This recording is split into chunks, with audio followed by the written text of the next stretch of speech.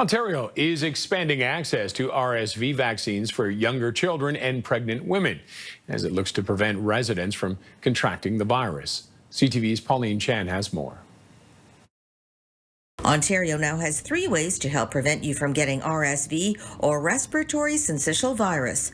Beyfortus is for infants, Abrysvo is for pregnant people between 32 and 36 weeks gestation, and Arexvy is for Canadians over 60 and now also for certain other vulnerable groups. Ontario has launched a program where young children who are going through RSV season in their first year of life or their first 8 months of life are eligible for a monoclonal antibody. That's different from a vaccine, which stimulates the body to produce antibodies. A monoclonal antibody provides the antibodies directly. The advantage in it is that young children, particularly infants, don't really respond to vaccinations well. And so 80 to 90% less RSV hospitalizations, intensive care stays. So really exciting. Abrysvo is a vaccine given to pregnant people so they can create antibodies to pass on to their baby. They saw 50, 60, 70% protection against severe RSV in those infants. Beyfortus and Abrysvo are now also covered in Ontario,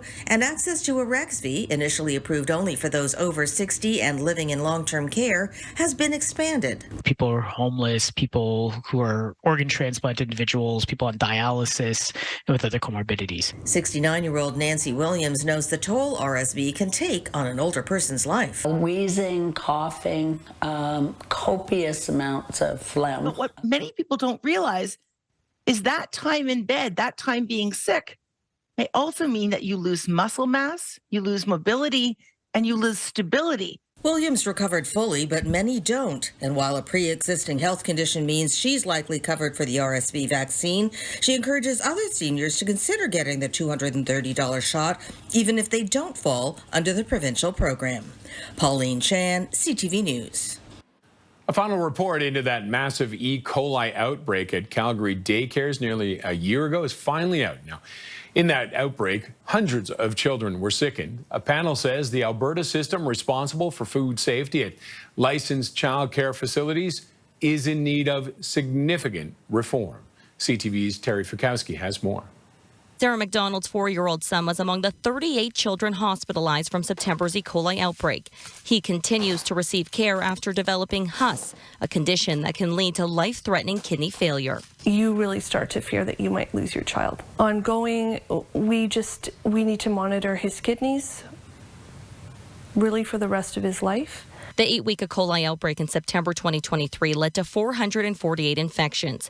A report from a third-party review links it to meatloaf served at the Fueling Minds kitchen, which catered lunches to its Fueling Brains locations and other daycares in Calgary.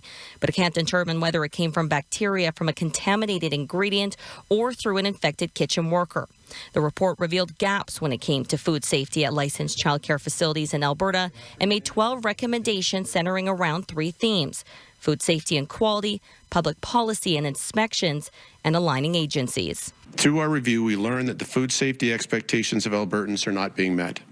The system responsible for food safety needs significant update and reform. Among the recommendations is mandatory training for food workers, changes so police are involved in investigations when serious concerns are raised, increasing inspections at daycares, and requiring them to post those results in plain view for parents to see. Let me be clear. It's our government's intention to act on every recommendation we can to protect the children's safety and to restore trust in the system. But experts say the province already had these powers. Well, I think it's very superficial. Why wasn't there action on the inspectors' reports? They had 5 visits over a series of a year.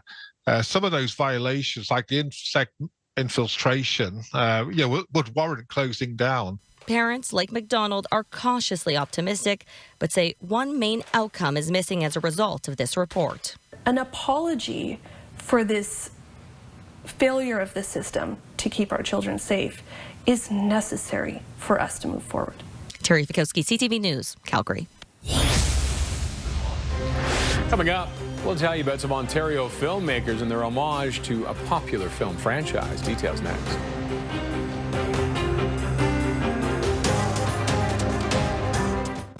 Farming for Love season finale, Wednesday 10/8 Mountain on CTV. Some of the most brilliant minds in business. No, not you. Or you. You. You're always looking for new insights with QuickBooks Online. And you use QuickBooks Payroll to pay your employees. And you send invoices with QuickBooks Payments so you can focus on this. Get the full picture of your business on one platform. That's how you business differently. Intuit QuickBooks. Welcome to the Waverhood. With Wayfair, finding your style is fun. Again, when the music stops, grab any chair. Doesn't matter if it's your outdoor style or not. I'm sorry, Carl. This is me in chair form. I don't see it. Oh, come on. This one's perfect for you, but you love it. I told you we should have done a piñata.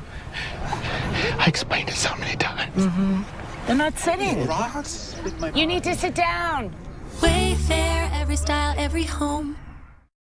Bladder leak underwear has one job. I just want to feel protected. Especially for those sudden gush moments. When your keys are in the door and your body's like, it's happening. If you're worried about your protection, it's not the right protection. Always Discreet protects like no other. With double leak guards that help prevent gushes escaping from the sides and a rapid dry core that locks in your heaviest gush quickly for up to 0 leaks. And it contours to every body. Now this is protection. Always Discreet, the protection we deserve. It felt like molten lava flowing over my skin. Emma never thought she'd get shingles. Shingrix helps prevent shingles. Ask your doctor or pharmacist about Shingrix. It's covered by most private insurance plans. Beef is back at Swiss Chalet. Try our Canadian AAA roast beef topped with au jus. Or enjoy the best of both with our chicken and roast beef combo. Starting from only $18.99 for a limited time. Hurry in to Swiss Chalet. 3 Ontario filmmakers in Ontario are opening up their archives for fans of the Teenage Mutant Ninja Turtles. CTV's Scott Miller tells us the new project will give fans a closer look at the wildly popular movie franchise. Isaac Elliott Fisher is putting the finishing touches on a prototype of one of the Teenage Mutant Ninja Turtles action figures he's soon going to be making at his Huron County toy shop. I own a toy store. We're in a toy museum that I own. So we want to make toys right here in the factory, in the back of the store. So you actually be able to see that process too. Oh, if you're born between these dates, you're a turtle fan. Elliott Fisher and his partners at Definitive Films in Goderich made a documentary about the Teenage Mutant Ninja Turtles called Turtle Power back in 2014. There were always plans for another film, and now they're finally reopening their TMNT vault for fans. What we're going to do is we're going to kind of do a multi-series 4-hour extravaganza exploring as much of the Turtles' history as we can, while also releasing all of the archives we've collected for the past 15 years. We have collected a ton of stuff.